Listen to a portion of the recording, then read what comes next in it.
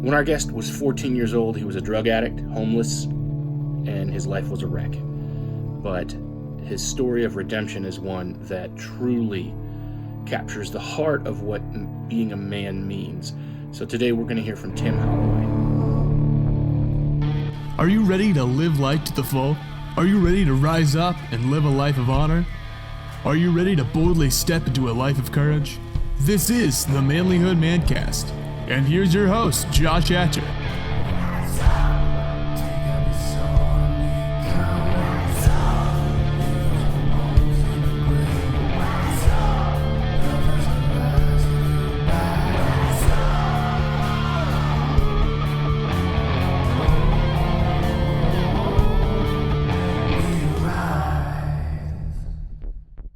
Gentlemen, welcome to the Manlihood ManCast. I'm your host, Josh Hatcher, and today's guest, Tim Holloway, is doing some amazing work. He built a six-figure business the first year of his life that he was sober, which happened after a lifetime of drug abuse, a horrible home situation. His life was a mess, and he was able to get it turned around, and we're grateful to have him on the show today. But before we get into this interview, I just want to encourage you, please, if you have not signed up at the Manlihood Man Cave, which is our private Facebook group for men, if you haven't done that yet, now's the time to do it. We'd love to have you in there. Also, don't forget, if you go to manlihood.com, go to store, you can see some of the books and some of the stuff I've got available for you, including some beard oil and some other great stuff like that. I'd love to be able to continue doing this work here at Manlihood, and I'd like you to be a part of it by supporting what we're doing. So grab an item from the store, and we'd be glad to ship it out your way. Listen, guys, we're going to get into the interview now with Tim Holloway. Tim, it's great to have you with us on the Manlihood ManCast today. Yes, it's good to be here, brother. Thanks for inviting me. And yeah, you're doing some pretty amazing work. It's been awesome to follow you and your journey and the work that you're doing. I think we can have some pretty good conversations today, man. Oh, yeah. Tim, why don't you tell me a little bit about what it is you do, and then we'll get into your story in just a little bit. So what is it that you do? Okay, yeah, absolutely. By heart, I'm an entrepreneur, and that is coming up with a service to provide another person to be able to make money. I wasn't always an entrepreneur. It kind of fell on me. My first entrepreneurial journey was I was reading a entrepreneur magazine, and this guy was selling tasers and self-defense products and stuff. And he was like a wholesaler drop shipper thing. And I read that and I'm like, hey, why not? And ended up making millions of dollars on the side of my construction company that I was working for. By classification, I'm an entrepreneur. What I do is I manage operations. So I'm an operational partner for a podcast company that does editing, marketing, and all that stuff that we're all familiar with in the podcast world. So yeah. What do you do? That's what I do. What do you do in your off time? I know you've got a family. Yeah.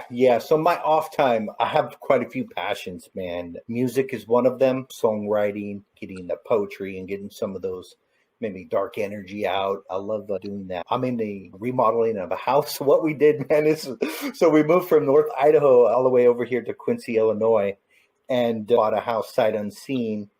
And it wasn't really livable, though we decided to live here anyways. So immediately, right when we moved in, we just started gutting everything. And so I'm in the process of restoring this 100-year-old house and just having a time, man. Every weekend, I just knock out a little bit. I would say I'm probably like half done. That's awesome. In this 5-month period. Yeah, fun stuff.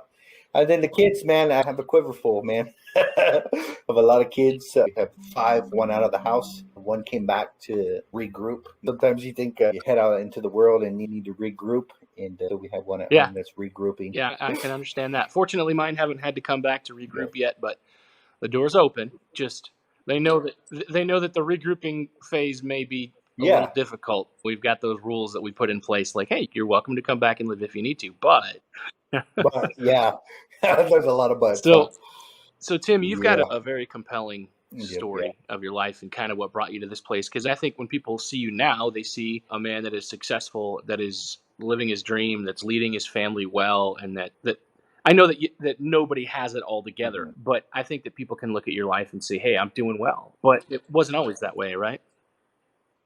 Yeah. No, man, it wasn't always that way. It's been a long road, a long, bumpy road. Sometimes when I tell my story, it feels like one traumatic event after another. And for a period of time, that really was the case. And so, yeah, going back to the beginning, I'll just put it plainly, is growing up on welfare and in poverty and with addicted parents who were both highly addictive and diagnosed with mental disorders and all of that stuff. That it was a very hard start, was what I would call it. Is a very, very difficult, a lot of pain, a lot of trauma, as you can imagine. I'm not really too sure if you're familiar with ACE, but it's called Adverse Childhood Experiences. And it's an assessment tool that basically 10 questions. And you go through and answer these questions about your childhood, and then they rate you based upon this. And then what they found is that they've done this study, and they followed these people, and people that rank high on this ACE score, they die 15 years before everybody else does. And the reason why is because they never really deal with their trauma or these situations. So some of these questions are, is any one of your parents went to prison? Any one of your parents a drug addict?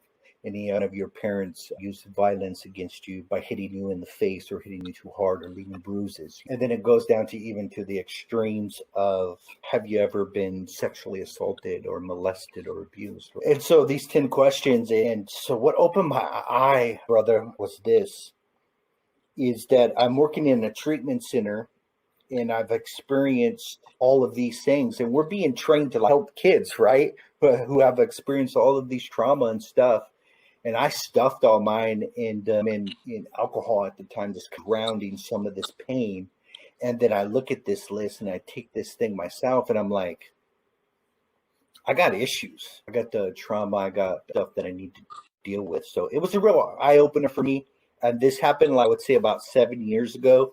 And then it set me on this path of really going all in with God and begin the healing process and forgiveness, letting go of those hurts and all of that different stuff. So Yeah, it's been a journey. That sounds like it. I know a lot of people who have been through that experience. I think everybody has trauma in varying degrees, but not everybody has to go through the kind of things that you've gone through. And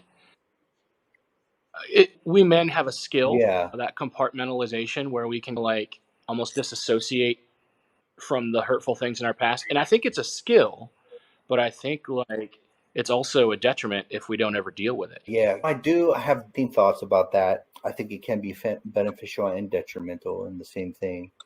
I do believe we're a little bit wired to that sense to compartmentalize because, man, there are some things that are really, really painful. And, maybe having to experience all of that pain at the same moment would be a little bit unbearable. Maybe, just maybe. We might be created that way to compartmentalize, to be able to cope and to deal with things, and then to maybe go to that compartment when we're ready to face it and to deal with those things. Because I think dealing with them all at the same time would probably crack somebody's psyche in a sense. But yeah, going back to the beginning with my parents and them being addicted and on drugs and stuff. And this was hardcore drugs, meth and heroin. And some of the stuff is comical. Some of the stuff is really painful. But some of the comical stuff is the paranoia and that they would experience and talking to people that aren't there and digging in their arms, looking for worms and digging through their crap, looking for worms, and just this weird, odd behavior that, you don't understand as a child of what quite is going on. You just see your parents digging through their poo and you don't get it. You don't understand. But coming from like traumatic experience, I think one of the most traumatic, there were multiple, was murdered in our backyard over prostitution because we had a lot of prostitutes like squatting. Our house was like a squatting house.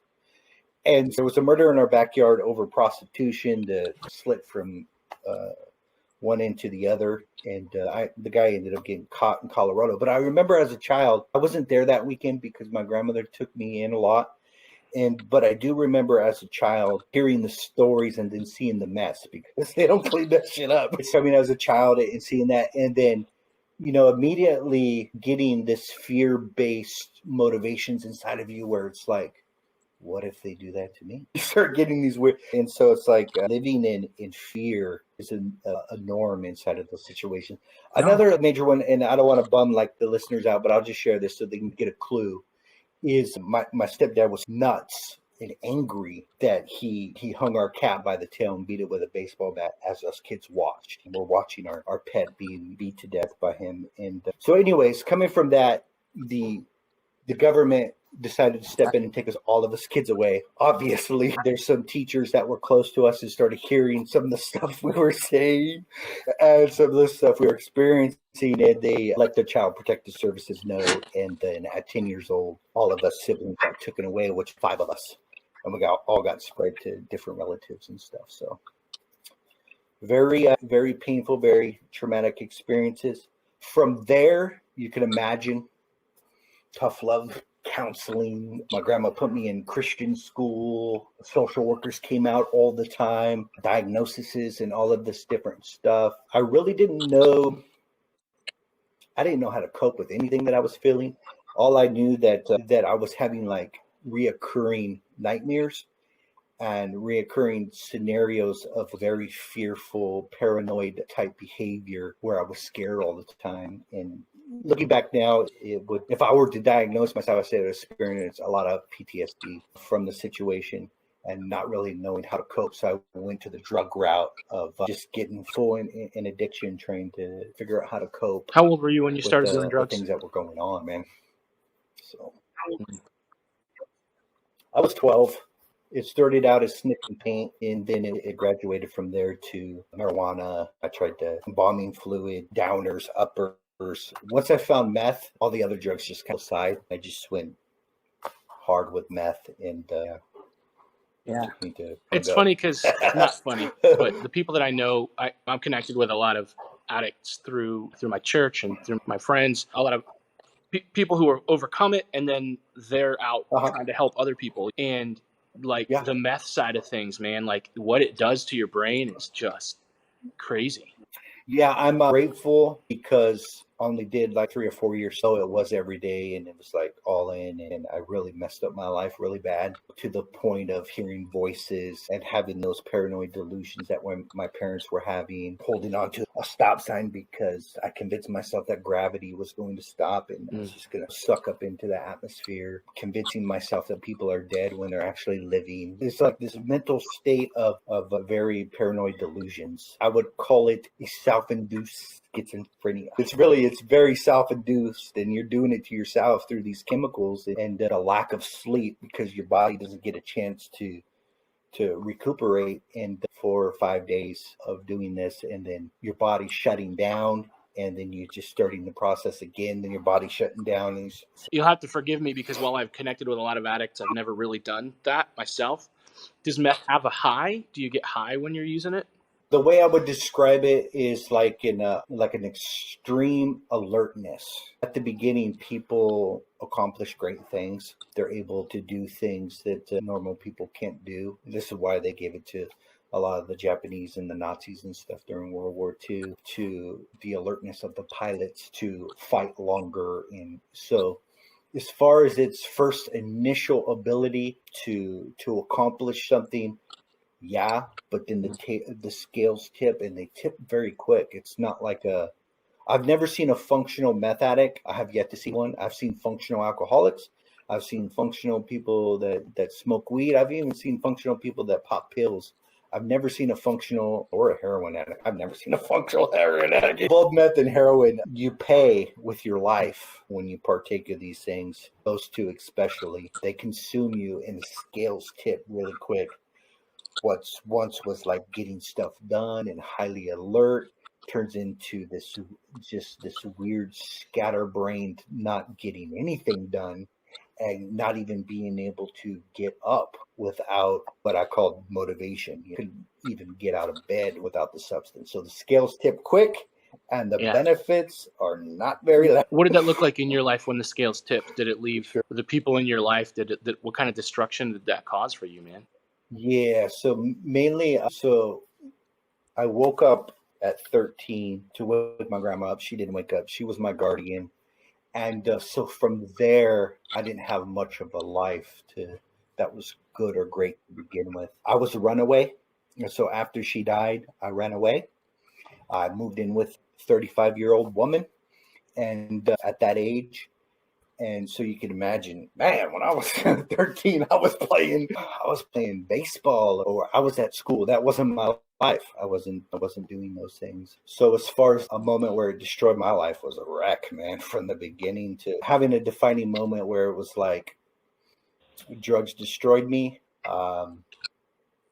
No, but I think being curled up on a ball on the floor of the bathroom and crying and wanting to escape life, suicide attempts, just an overall disgust with self and not wanting to use anymore. People have a hard time understanding that I could be an addict and still despise the substance and not want to use. A lot of people think that addicts just can't wait to use, and that just wasn't the case. Every time that it came to using, it was like, here we go again. It was a very sad, very painful way to exist, man. Can picture where you didn't necessarily start out with a great life to begin with. So here you are, you're addicted. Did you go to school at all when you were runaway? What was that like? So I went to school just a little bit because my dad's parole officer said that he was going to take him to prison if he didn't put me in school. So I did a little bit of school. I got expelled a lot, as you can imagine. So when my grandma was alive, she did the best she could to try to organize everything. But that Christian school expelled me. I went to public school. They expelled me. I went to district school. I cheated on everything. And that was about 8th grade. So even to this point, I never went back to school. I got my GED at the Y. And so I still say that I got an 8th grade education, and I'll give glory to God that he's doing something with me, even though my education. No, I can definitely see that. A lot of people don't down on yourself for that either. I ask that because, just trying to get that clear picture for who you were and what it was like for you. You probably know a heck of a lot more about life than some of the people who spent their 13 years locked in a classroom. So that might not be you just had a different kind of education. Yeah, it often isn't. And a side note that education doesn't always produce fulfillment and satisfaction. We like to think that we can educate people out of their stuff, but sometimes education can do the opposite. And there's a lot of highly educated people that are just not really very fulfilled and happy. So education is definitely not the one-all. So how did you get from being that high addicted teenager to the place where you were then helping other kids get off of the drugs?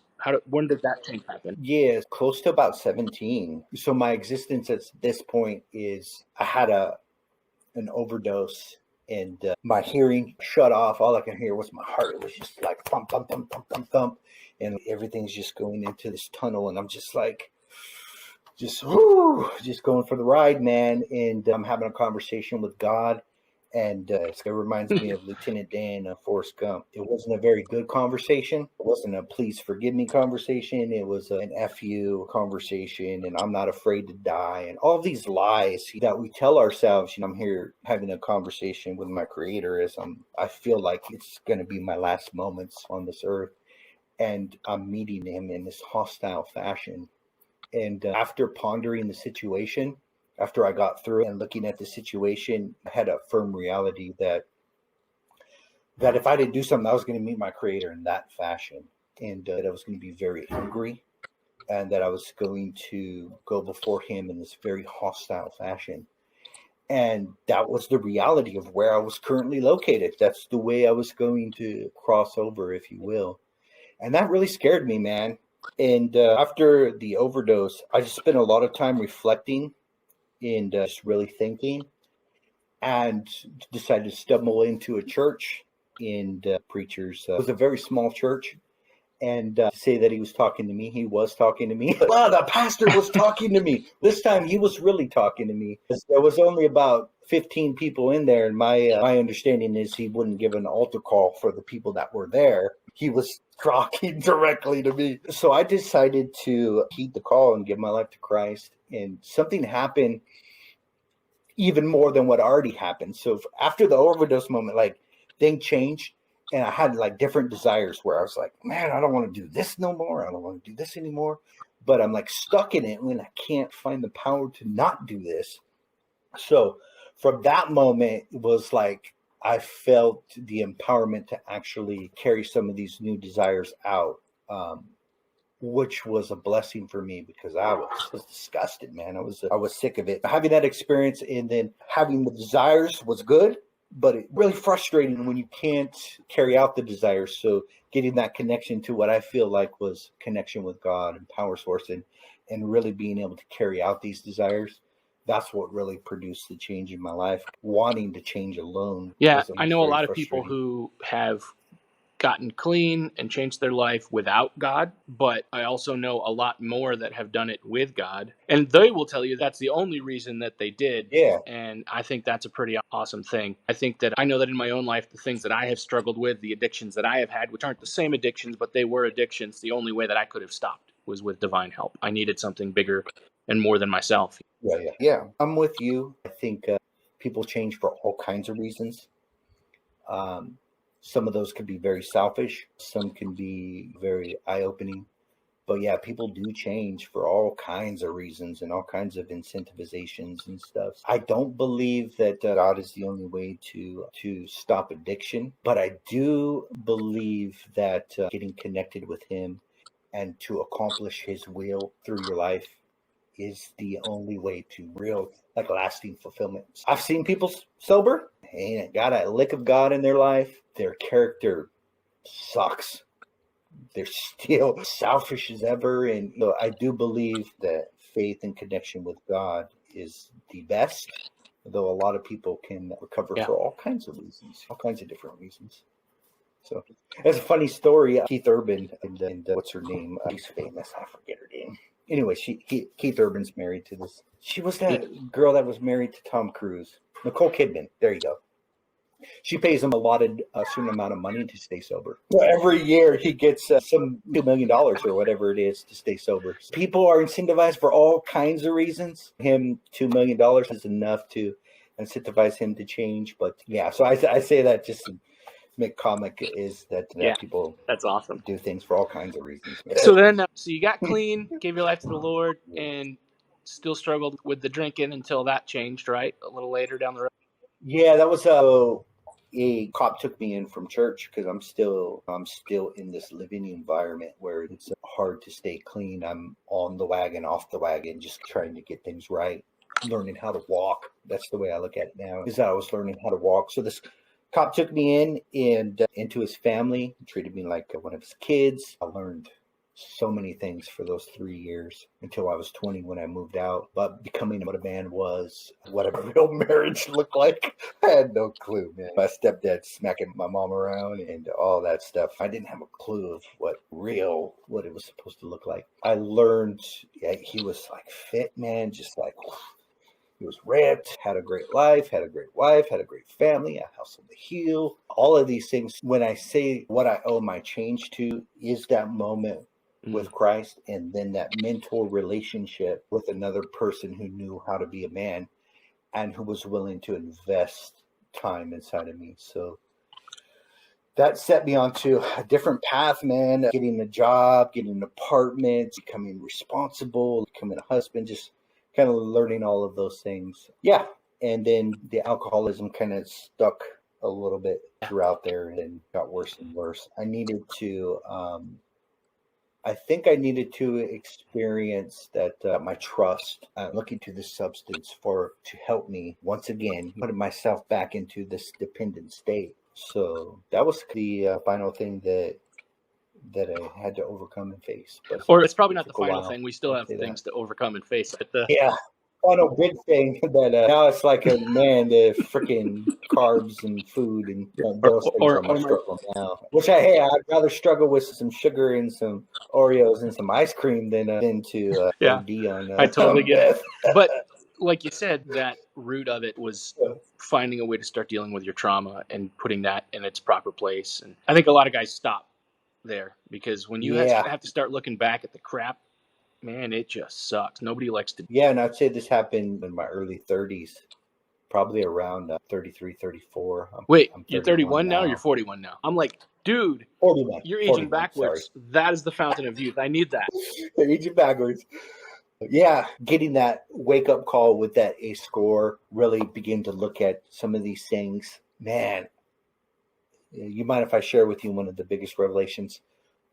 It's this reframing the stories that we tell ourselves. I didn't learn how to do that. If I did in my 20s, then I probably would have made some better choices. But reframing the stories, what it looked like for me was my mother lost custody of me because she didn't love me. And it had in my life had all of these like certain narratives that weren't really true, man. And really being willing to face those stories and challenge them, man, I think it's probably the greatest weapon that God can give us. And we overlook it, man. This concept is so biblical. If you're familiar with Philippians, where it says, whatever things are lovely, whatever things are pure, whatever things are good, think on these things. And he gives a list of some things to think on. And we read something like that and we breeze past it. And it's like, wait, you just got one of the major things that God wants to instill inside of his people. And that is like focusing your mindset on these certain things and then allowing yourself to think about these things. You know, first thing say, whatever things are true. Whew, that blew me away. And I'm like, okay, my mom doesn't love me. Is that true? All of the chaos in her life had to do with me. Is that true? But just even coming at this in like using this biblical scripture as something like so practical to challenge these false narratives of what we're thinking about up here and begin to dissect them and dismantle them because they're not true, and placing that with the truth. So my truth was this. It was my mom had her own trauma and she experienced a lot of pain, and she's doing the best that she could with the talent, resources, and skills that she had at the time. Now, this is my story replacement. This one takes away my pain.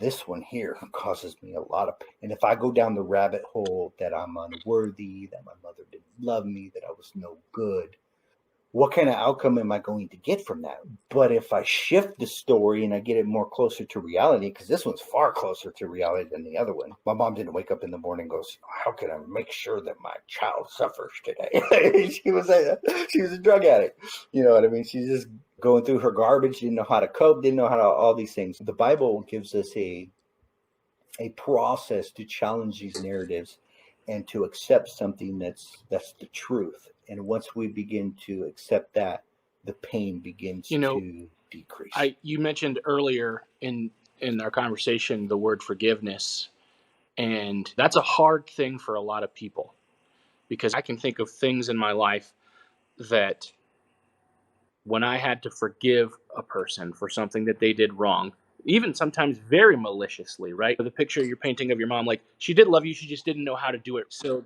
that's easier to forgive than someone who maliciously tried to hurt you. And that does happen. But doing that is like to forgive that person that screwed me over, that is life-changing. It is. Yeah. So I'm glad you brought that up because that's usually the major rebuttal that I get when I share this information with somebody is, but you don't understand. They were wicked and they did this intentionally. And so I faced some of that too. And I do feel like that I do have a really good answer for that also, because I swear, like my stepdad, I think he woke up in the morning and said, how am I going to make this fool suffer? I swear he did. He was so antagonistic and smacking your hand, bad hands, and wouldn't let you go, and then watch you explode, and then like laugh at you and mock you and make these sounds of crying along with you. And he was just not a good person. And reframing this, it's all about reframing. So here's my reframe for that, is that, so here I am today. I'm a loving husband, entrepreneur. I work from home. I have a really good life. I feel this connection and empowerment with God. And then I look back and I say, what part did my stepfather have in creating me? And then I begin to think about this, that if I say all the trouble and all the hearts happened to me is wood and I'm fire, then all of that stuff fueled me to become who I am today. So my reframe is this, is that, and I've already let go and released my stepfather, and even had a sense of gratitude that I'm so tough, and I owe that to him, and I owe also my other brother, my older brother, kicking my ass all the time. But just a little bit of sense of gratitude where it's the help, even though it wasn't their intention to help me. They were the wood that fueled the fire that got me to be strong and to appreciate goodness and life and all of these things. So that's my reframe for that. And it's still a mental game, and it's still a reframe on how we want to interpret different things. So my father messed up my life. That story, man, I've been there. Man, he just like the abuse, the trauma, everything that he did, man. I went to that victim role, and it's like he messed up my life, and I am the way that I am because of what he did. That story didn't get me anywhere, man. That story got me to the drugs, Your unpacking of that story reminds me of something that I say all the time, and I've never pictured it in this setting, so it actually makes me excited. But I like to say that the blame game has no winner, because responsibility is not about whose fault it is. It's about your responsibility to make it right. So it doesn't matter who screwed it up. Tim said, I'm not going to live like that anymore, and that's not going to control my life or define who I am. I'm going to be who I'm meant to be. Yeah. Man, that is so good. That is so good. There is no winner in the blame game. And man, once I take on the role of a victim, and I've taken it on, all of that leads to excuses and justifications. And we get a good enough reason why we are the way that we are. And we repeat this story over and over again, and it brings us a lot of pain. I feel my calling, it's to help people stop the pain. And I think one of the main methods to stop the pain is following the biblical mandate to think on the things that it actually tells us to think about. If I take that scripture and I reverse it, I think on things that are true, and then I flip that one, think of things that are false, that are lies, that are so. In this one path is going to lead us to life. The other path is going to lead us to a lot of pain and to heartache. And just breaking down that mindset, I think, is super key. Yeah. Suffering's kind of optional. It's optional in the sense of it depends on how we're going to view that. What's amazing, though, Josh, is that people that have experienced, let's just say rape, for example, I'm a little bit hesitant to say that, but it's the first thing that comes to my mind, that they experience that, they come through the pain, and then they become an advocate and they share their story. Or they experience the situation, they don't overcome it, and that pain consumes them, and it becomes the death of them. We got these two different options of this very bad situation, and one leads to victimhood and a whole lot of pain, and allowing that person just to rape you over and over again through your mental exercises, and rehearsing the pain and nursing it and just replaying it over and over. Or you could take on the victor role, and that's what Christ wants us to become, is overcomers. He's the one that causes us to triumph, and we're to victoriously. And the way we do that is in my mind, is those. And it doesn't mean that you let the other person off the hook. You don't let that rapist off the hook. Yeah, you can still hold him accountable. Yeah, you don't have to have anything to do with it, but you don't have to stay there. You don't have to have some vivid imagery there. So I can see that, man. That's good. Yeah. And then people like, because I've been molested and stuff, I experienced all 10 of the ACEs. And immediately you get kickback. It's like, how dare you say that? Like, how dare you say that? You can experience something like that and then have a victor mindset and then come through it and become an advocate. And I'm like, there's people all over the world who have experienced such, losing a child, all of these different things, and they victoriously triumph over the pain and are an advocate to other people, and they're a great source of strength to people that are going through the situation. So I would say another thing, that other gratitude moment for my stepfather was I wouldn't have this story. I wouldn't be talking to you, Josh, if my stepfather wasn't the way that he was.